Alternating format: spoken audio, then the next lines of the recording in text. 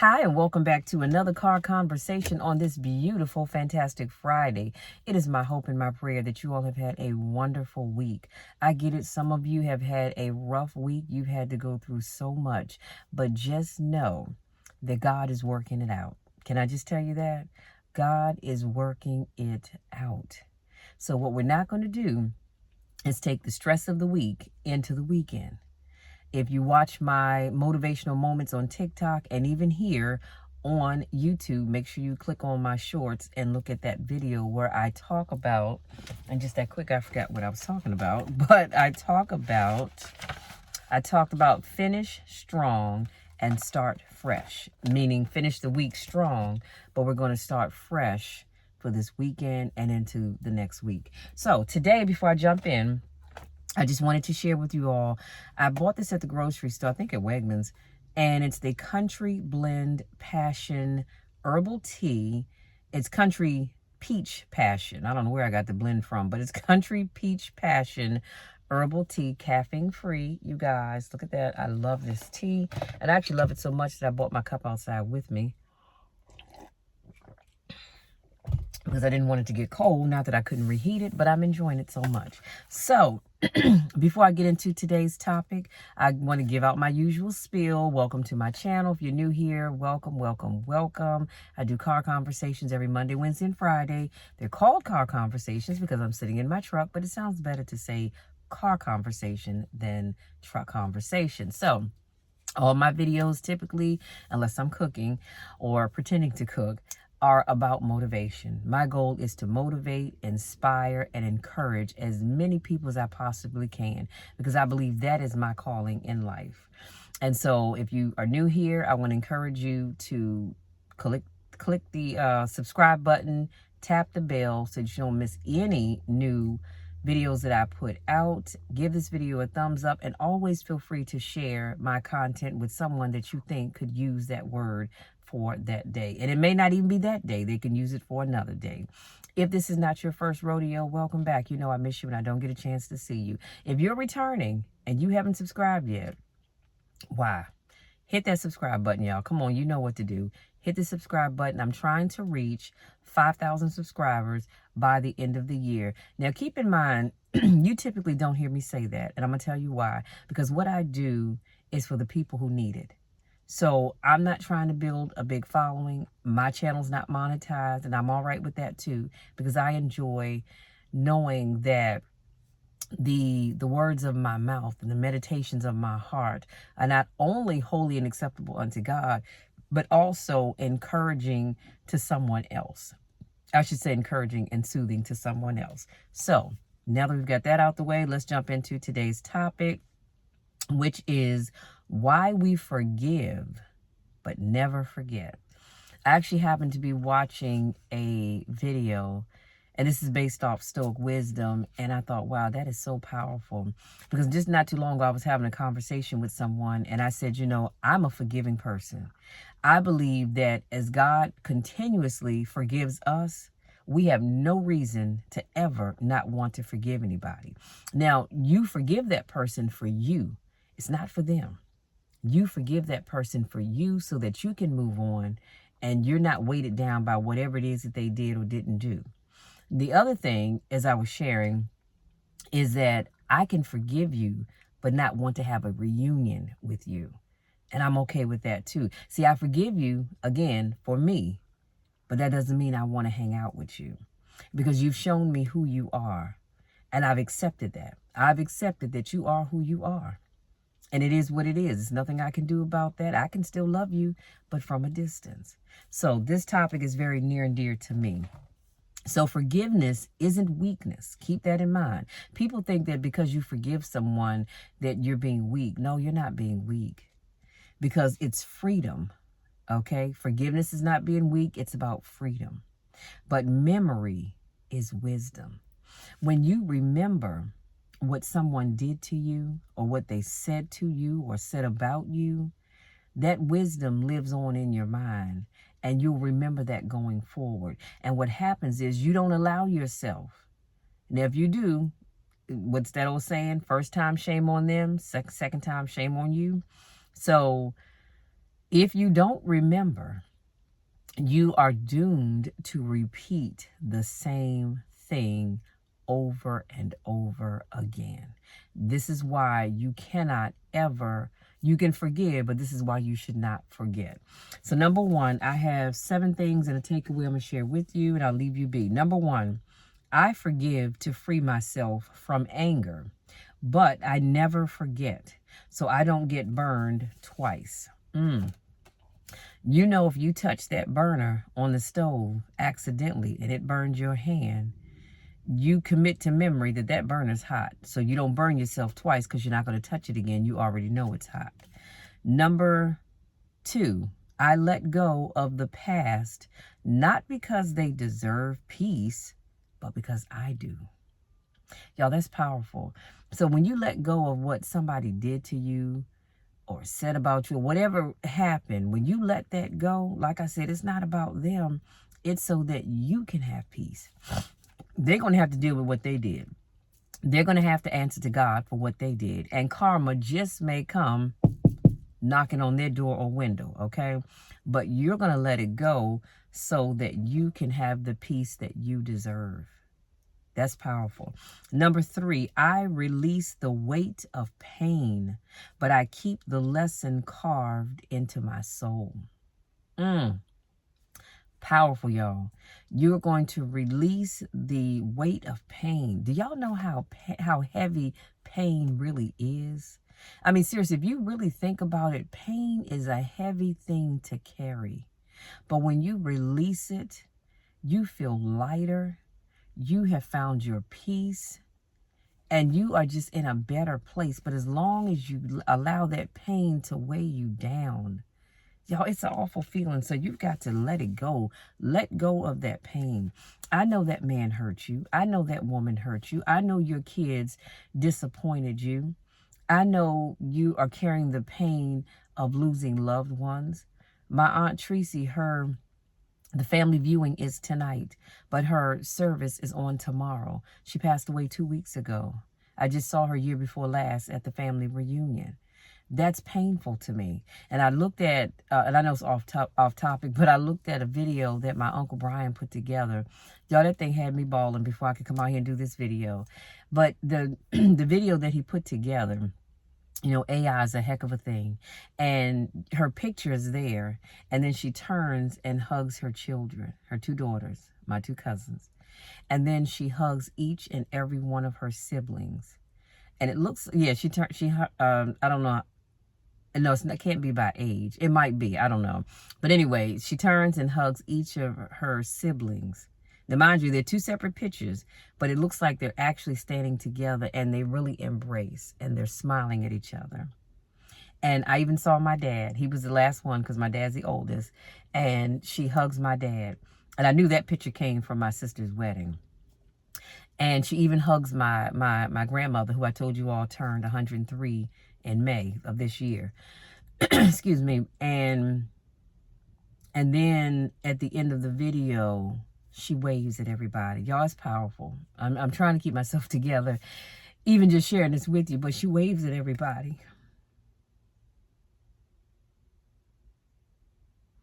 And then I see my grandfather, Mr. Denning, he's waving at everybody because he's gone on to be with the Lord.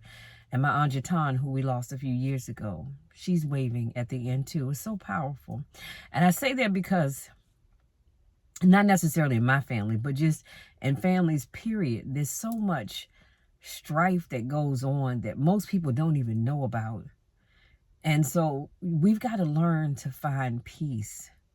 You know, when our loved ones leave, whatever issues that you had with them, they're gone because that person is no longer here.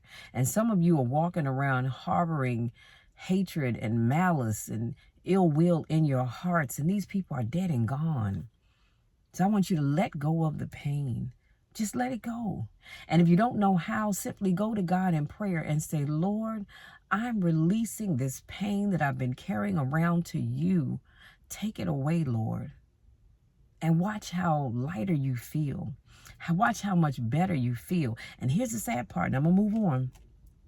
Here's the sad part. Some of you are carrying around pain and hatred and all that other good stuff for people that have moved on. They're not even thinking about you. They're living rent-free in your head, but these folks have moved on with their lives. They don't care about you. They're not thinking about you. So I need you to focus on releasing the pain and allowing peace to reside in your heart where that pain was. Y'all, let me move on. Getting back to my notes. Okay. Number 4, forgiveness ends the chain of resentment, but memory builds the wall of protection. That's powerful. Let me unpack it real quick. When you release the pain, it causes that resentment that you have for that person, place, or thing to just dissolve. To just dissolve, honey, and go into the sea of abyss.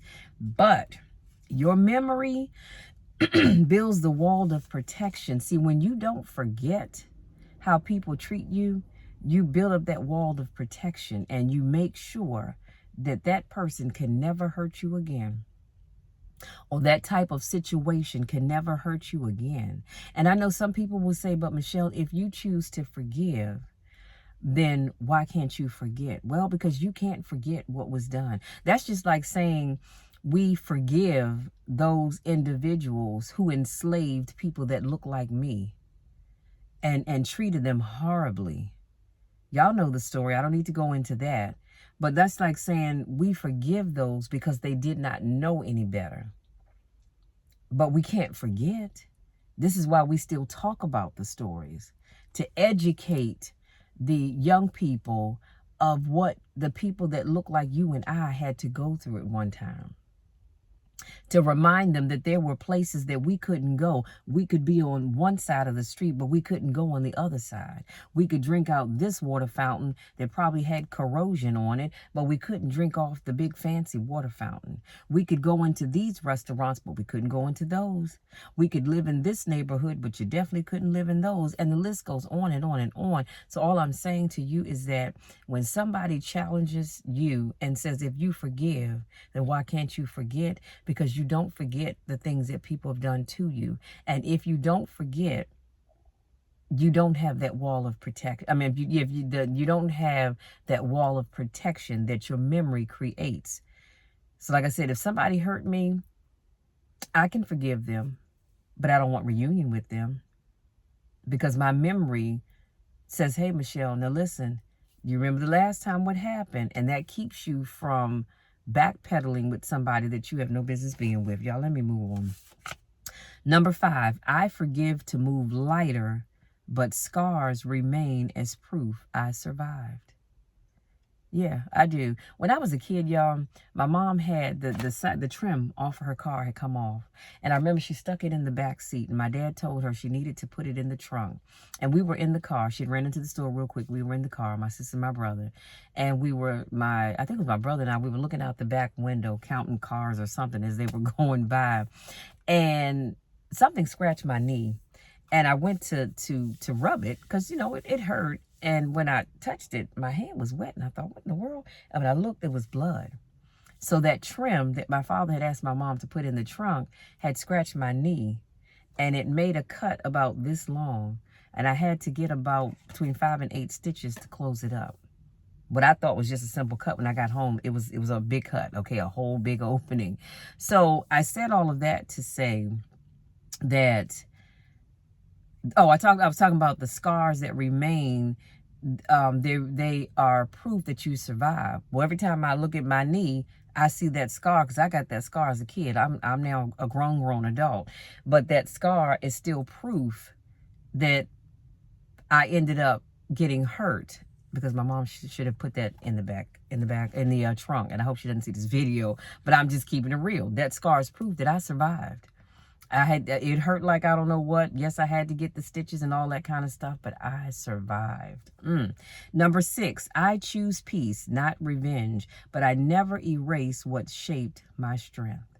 Can I say that one more time? I choose peace, not revenge, but I never erase what shaped my strength. See, your strength comes from someplace. Your strength comes because you had to do some fighting. You had to do some kicking. You had to do some clawing to be seen, to be heard, to move ahead. And so choosing peace and not revenge, it's a great thing. But never will it erase where your strength came from. So remember that when you see or you meet strong people, trust and believe their strength came from someplace. Some places they'll never tell you about, but it came from someplace, okay? And number 7, I forgive to move forward, but I never forget because forgetting is throwing away wisdom. Come on, somebody. I'm just going to say that one more time and move on. I forgive to move forward, but I never forget because forgetting is throwing away wisdom. And again, as I talked about the time and the period in life when people that look like me weren't even believed to be a whole human being and were mistreated because of the color of our skin. You can't forget that, because because to do so is to throw away the wisdom that we've gained throughout all of this, the wisdom of those that have gone on before me. Do you understand what I'm saying? And this is why it's so important to forgive, yes, but never forget. And going back to not choosing peace over revenge, my new thing is this. I don't need to see. At one point, I won't lie, there was a point in time in my life that I was going to get revenge, honey. I'm going to get you back. But as you grow older, you realize I don't have to get you back.